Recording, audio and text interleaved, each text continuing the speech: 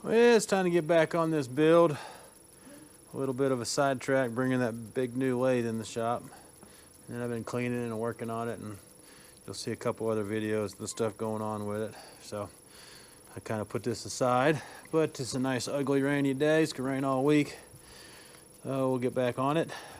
The body of this is 30 millimeters, or for you non-metric guys, it's 1 inch and 179 thousandths. Got a couple pieces of Delrin, which will be perfect. I think what I'll do, I'll just hold it in the vise, and then I was going to just drill it out, but hey, I have a 1 1/8 annular cutter and an arbor I made for annular cutters a long time ago. So we will send this baby down, and we'll take out a nice plug, and then of course we'll have to bore out the rest of it. And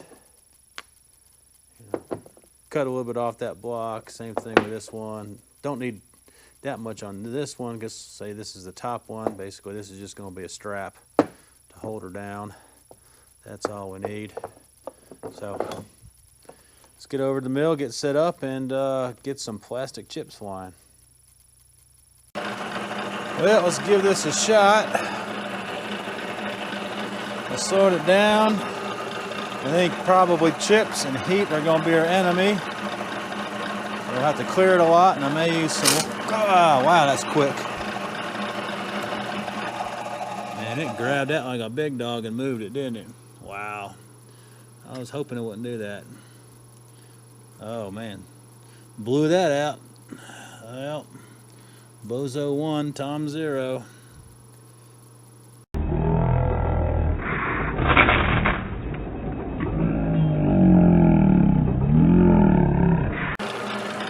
Well, let's give it a shot again. We'll just do half moons here.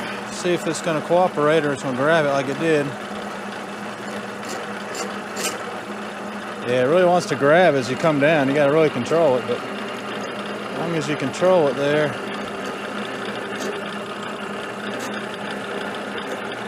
It doesn't want to pull it down.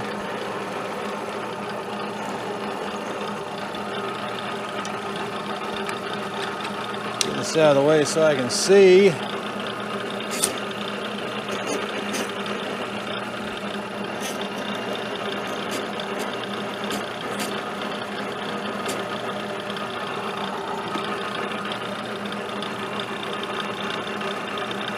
It may have bottomed out in the hole.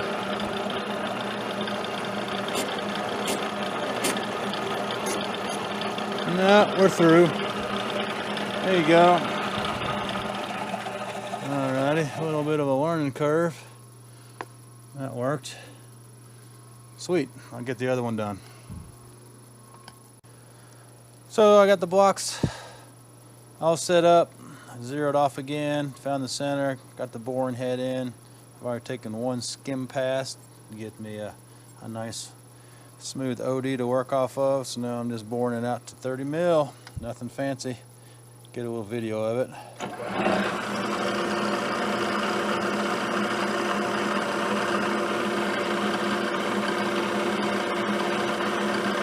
Taking 20 thou depth of cut for a total of 40 thou off the ID. I got another 54 to take off.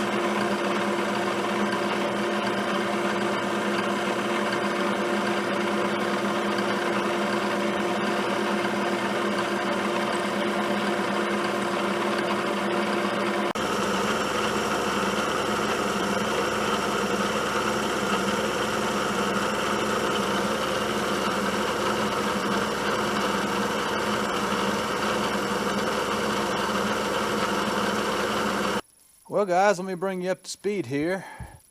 So I knocked out the mount off camera.